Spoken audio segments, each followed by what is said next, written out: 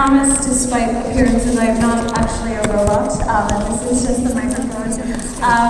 It's really nice to be back in person, like Angela said, to meet real humans, real people, and for me, it's the energy that is created when people come together in a physical space to share, to learn, to do exciting and important things like all of us in the room here today. So thank you for battling the roads and the train strikes, etc. I will keep it really tight because there's so much I want to share, but I know there's a lot else going on. So today we're going to be talking to everybody about some of the gaps that I see that women confront. And it doesn't matter if you're a CEO or you're the founder of a unicorn business.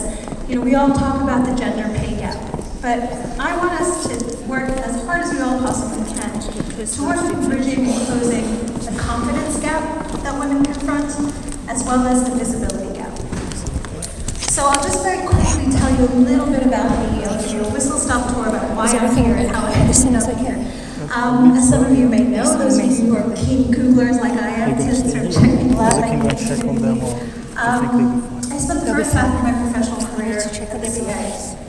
And I did some amazing, really exciting work all over the world. I was advising the US president, I was briefing 4-star generals in active war zones, and I was working with people who were infinitely more experienced than I was at pretty much everything at every stage of that career. And while I was in my early 20s doing this very exciting work all around the world, almost without exception, I was usually the only person of color in the room, or the only woman in the room, and for long stretches of my career, the only civilian in the room, which can lead to all kinds of questions internally about, do I belong here? If anybody else has sort of felt like the only person like them in a room, those confidence issues can sometimes derail us and make us think, oh, well, I'll just shrink back in a corner, or I'll just go and hide, by the drinks so nobody comes and tries to talk to me or asks me what I did to get in this room. But I overcame a lot of that, did a lot of the work and some of the practical things I'll be sharing with all of you, and then made a totally big leap into the unknown. Quit my career at the CIA, moved to London, and started my first business, which is in the typically female construction and real estate business, right? I look like a construction and developer to you.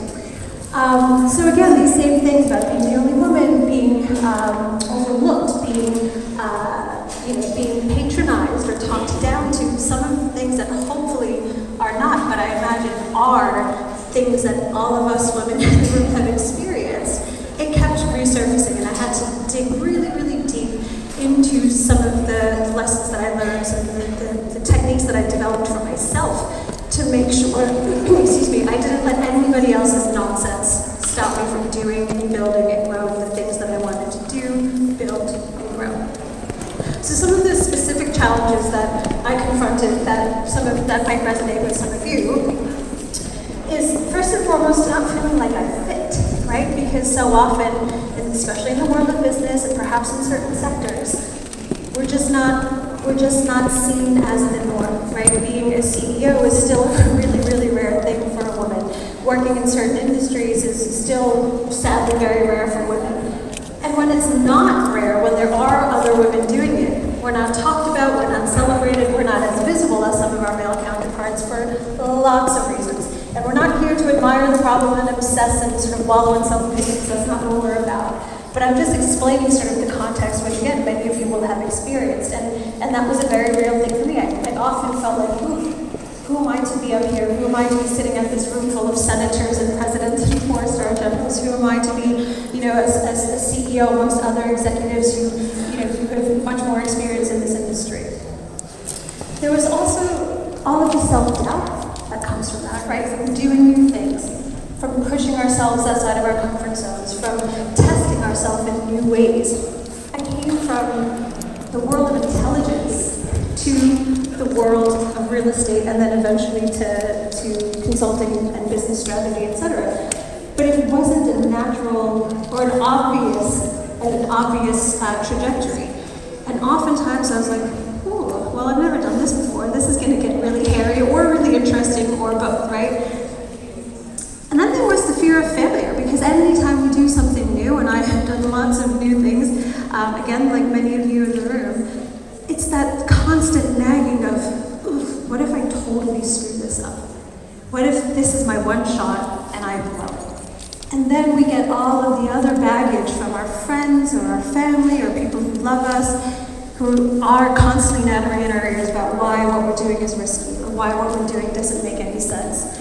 When I left the agency, I sort of transitioned into the world of business by getting an MBA, because I thought, well, I don't speak the language of commerce and I don't understand some of the fundamentals. Let me do what I can do to build that competence and that foundational knowledge.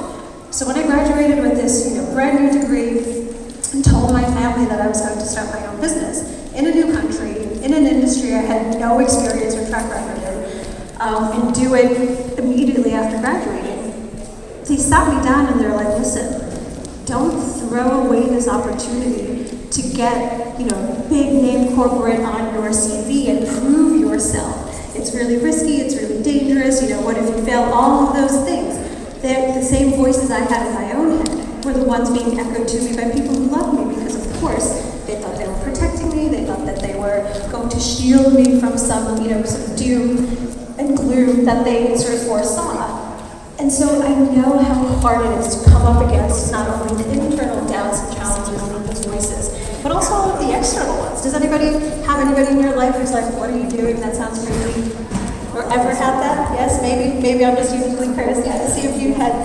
And it's not because they don't think you can do it, it's because that's their own baggage that they're projecting, right? My family, who told me it was really risky and dangerous and I'd be throwing away my degree, they had never done what I'd done. They didn't have any experience to say whether it was risky. They were just worried that because it wasn't the dominant name, it wasn't part of this plan, and get a degree and get a job and become a careerist in whatever company. That was their So again, whenever we face those internal doubts that are that external ones, it's always so important to remind ourselves, is that their thing that they're putting on us, or is there an objective truth to what they're telling us about it, risky or dangerous or whatever?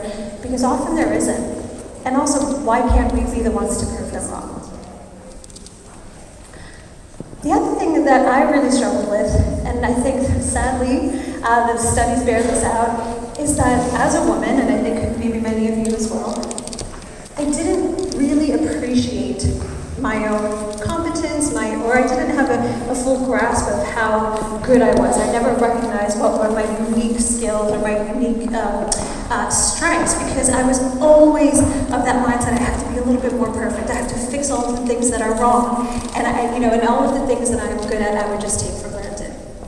A really funny sort of example of this, so some of you might know I recently published a book, and it's called From CIA to CEO.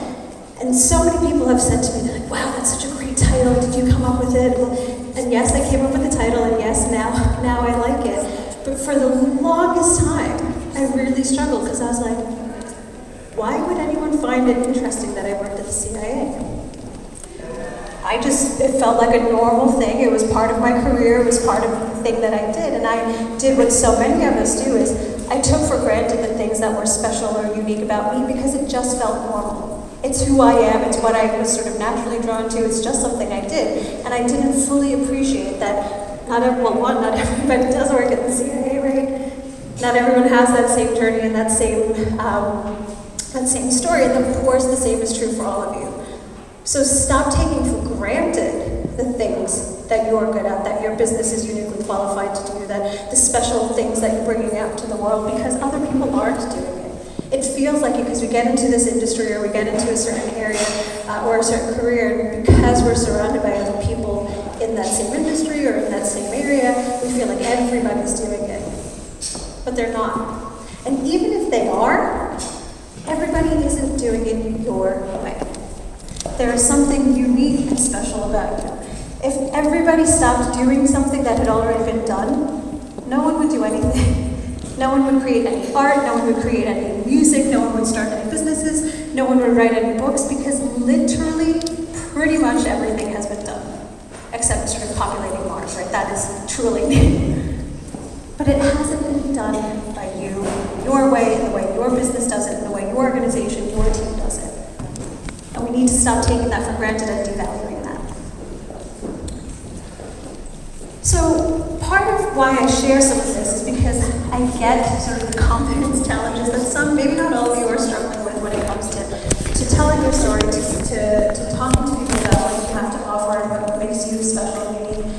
And so I just want to get really, really tactical about how, because I know there are some sort of expert pods around confidence, so I don't want to take too much time on that, because I think once we get sort of that baseline, just enough confidence, the next big, sometimes harder step is to become more visible, to quite literally put ourselves out there, or put ourselves on stages or on covers of magazines or whatever it is. So I'll get into a bit of that. But first, just sort of taking care of the confidence picture. Like I said, I get it. For anybody who resonated with any bit of what I just shared, I've been there too, but I've done the work.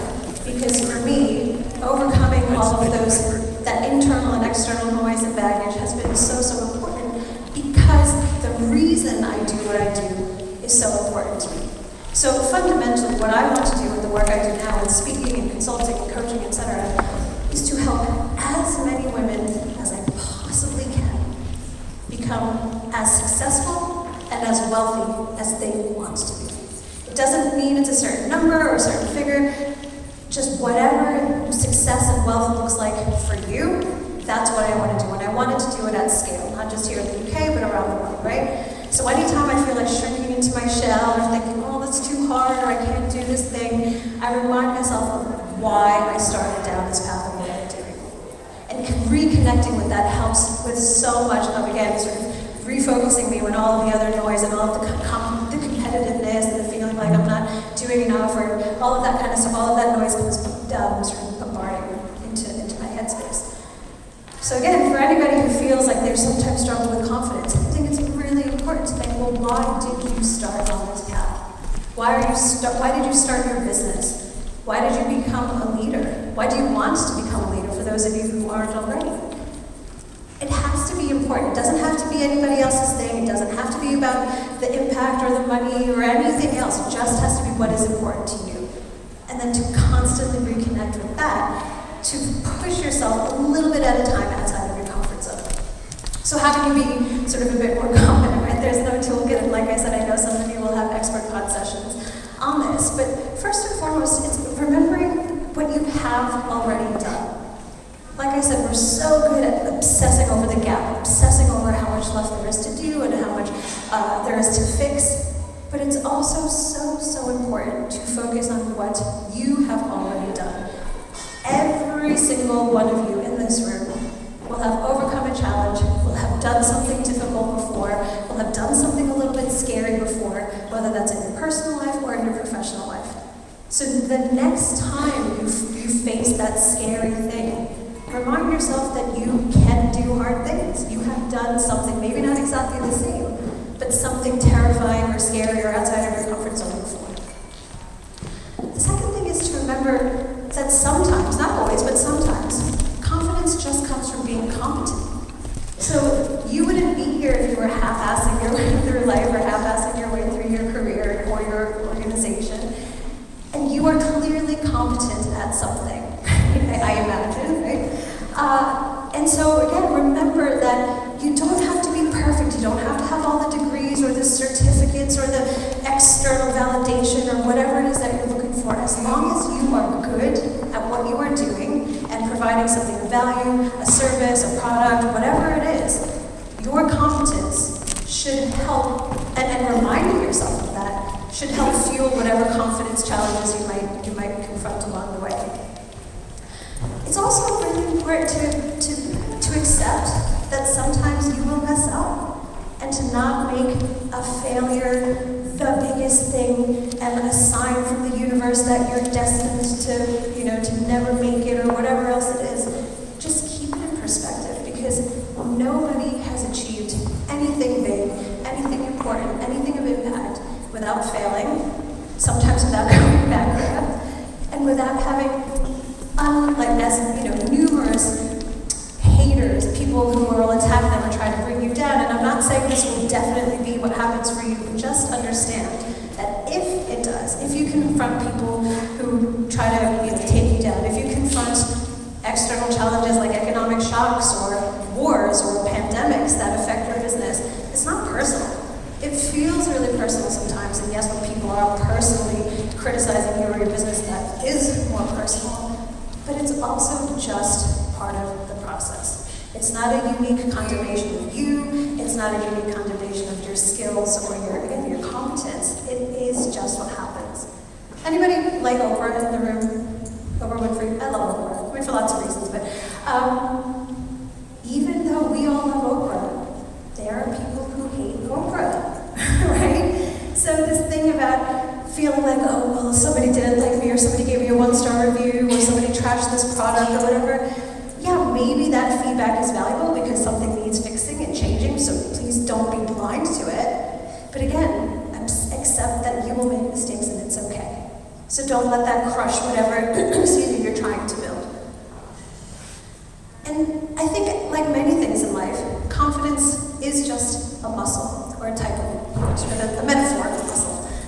So we develop confidence by being confident and practice being confident.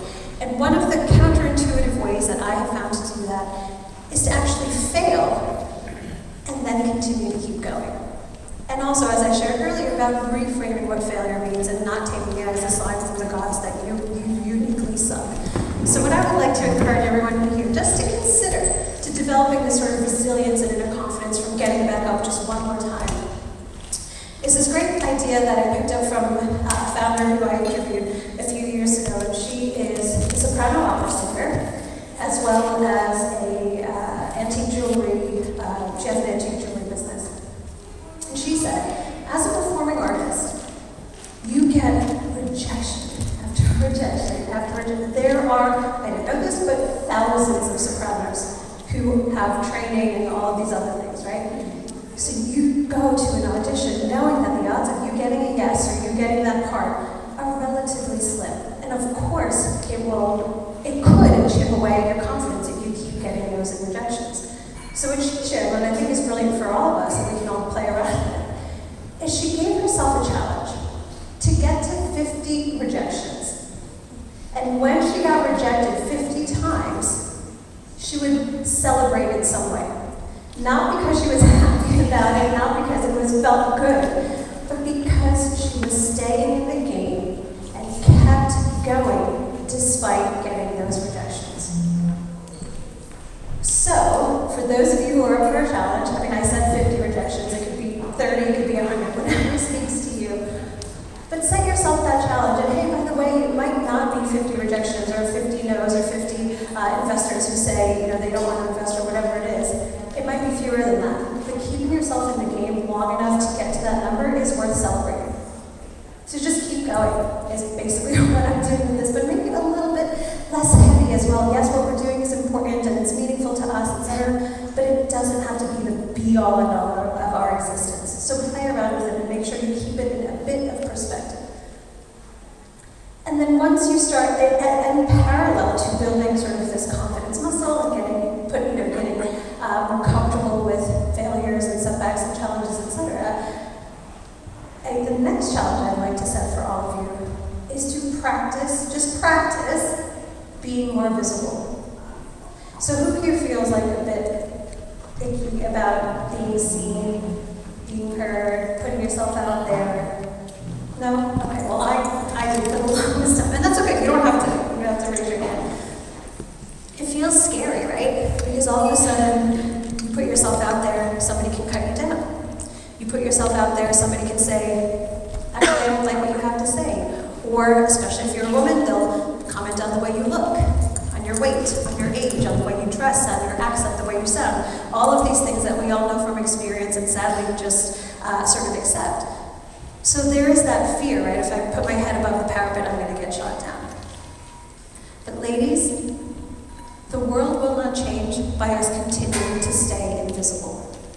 And so my challenge for all of you is to just practice, if that is a thing for you, if you do sort of shy away from putting yourself out there, and whatever out there means for you. For some people, they don't want to have their photo anywhere public. For some people, they don't want to be on social media. For some people, they don't want to be the face of their business or whatever it is, right? They don't want to get an award, or they don't want to, be talked about in the media or the press or whatever. Whatever it looks like for you, right? If you think that whatever scares you about being seen, all I would encourage is you to practice being a bit more visible. Because at the end of the day, this isn't just about us or about you being seen and being heard. It's a lot bigger than that. Because by keeping ourselves small, by keeping ourselves invisible, we all just maintain the status quo. And none of you would be in this room if you were happy with the status quo. Is that a fair assumption? And so while you build your business and you build, that confidence and that resilience and all that great stuff that, is, for me anyway, a lifelong practice and a lifelong sort of commitment to doing the work, I think it's so, so important that we just push ourselves that much harder and a little bit even further outside of our comfort zones to be seen, to put ourselves on the cover of magazines, to apply for awards, to put ourselves forward to speak at a conference or to whatever it is for you, whatever that visibility hang-up might be for you. Because the world has seen and heard and felt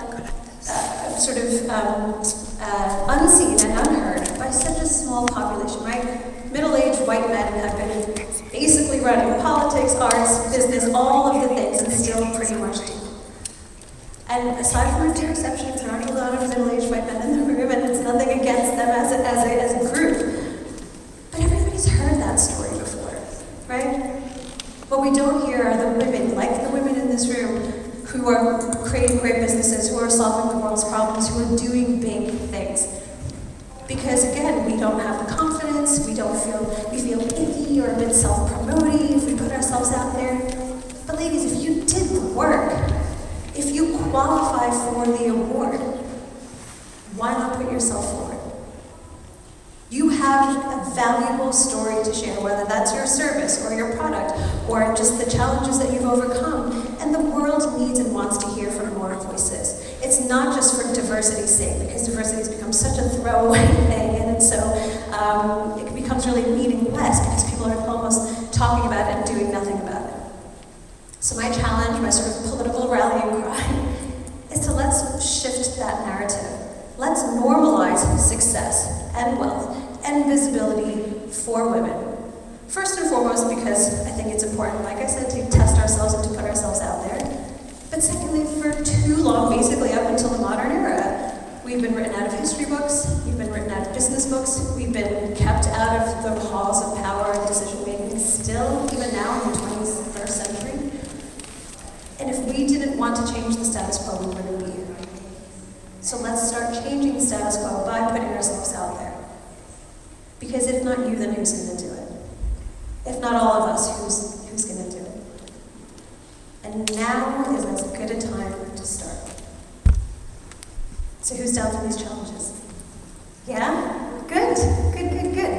Okay, so to get very concrete about it, and I'm just going to quickly sneak peek at the time. I know we're running out, but I just wanted to give you guys some very practical suggestions because I know it can feel really overwhelming and really scary and like, oh my God, but I don't know what being visible means. I don't know how to do any of this in practice. Just a couple of quick thought exercises. First and foremost, just think about what is your story, right? Again, we take it for granted. We think everybody sort of has the same experience, and we don't think we're special because that's just been our life. So, what is your story? What have you done? Where have you been? Where are you now? Where are you going? Just sharing that can be really, really powerful and really helpful to other people because, again, there aren't a lot of women role models out there. So first of all, do it for yourself, but second of all, do it for other people, right? You never know who's watching. And there are always people watching. And then think very practically, what am I known for? What do people always ask me advice about? What do people come to my organization, my business, my community for? What is special and unique about me and what I'm building? What am I good at? Very practically, what do I know that I excel at, or what do I know that, or what do you know that you excel at, and what do people keep asking you advice about? And what actual practical expertise do you have?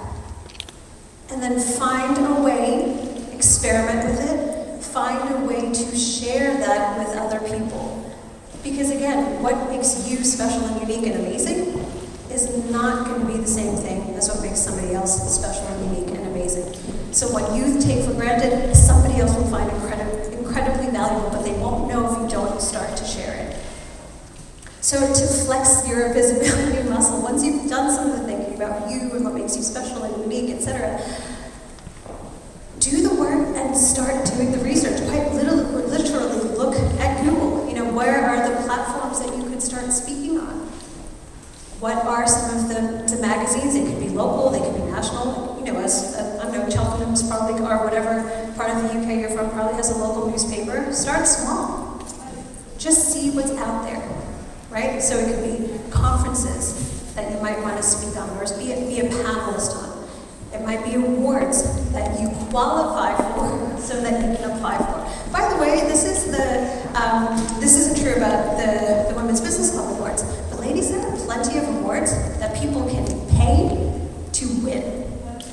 People will have PR companies to lobby on their behalf to win. So again, if you did the work, if you qualify, there is no shame in putting yourself forward instead of waiting for somebody to deem you worthy enough. Whether you get nominated or you apply, you still did the work. And then just experiment to see how it feels, what feels right, what feels good, what feels a little bit icky, what sort of makes you want to curl into a shell and hide in the corner, and then keep doing it anyway. There were so many of you who raised your hand who said, I'm down to take up these 2 challenges. Partner up. If you need accountability, have somebody hold you accountable. Make it a game. Say, I'm going to, pitch my story or my business story to 5 newspapers by the end of October. Whatever it is. It doesn't have to be somber. It's serious and it's important. But it can also be fun and light.